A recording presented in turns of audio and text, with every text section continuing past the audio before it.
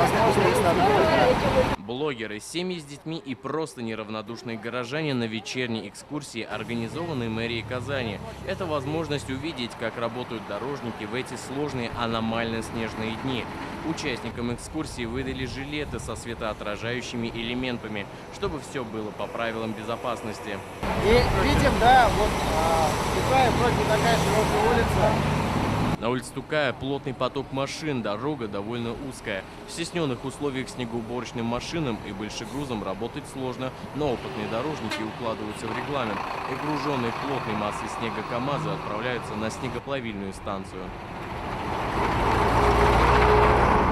Камеру, которую плавит снег, блогер Сулейман Сулейманов вблизи видит впервые. Обычно он снимает ролики о гостеприимстве Казани, дегустирует национальные блюда, рассказывает о татарской культуре. Сегодня у него контент несколько иной. Вот трактор гребет снег на решетку. Теперь этот процесс увидят все подписчики блогера.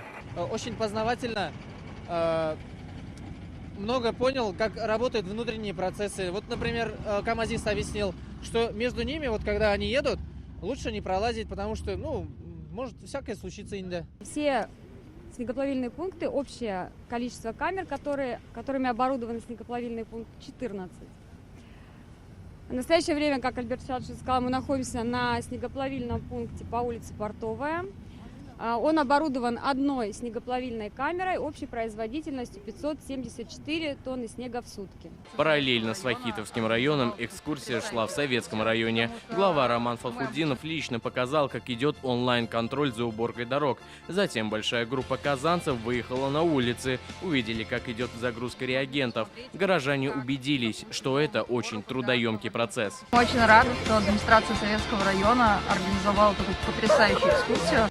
Периодически мы проводим экскурсии для жителей города Казани на различные структуры, на различные предприятия и организации, для того, чтобы они своими глазами посмотрели, как идут процессы.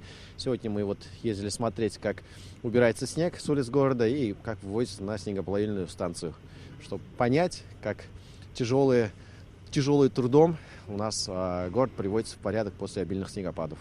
В течение зимы такие экскурсии еще будут проводиться. Чтобы увидеть, как работают городские службы в условиях плана «Буран», нужно зарегистрироваться на сайте мэрии Казани. Искандер Гималдинов, Данил Филатов, ТНВ, Казань.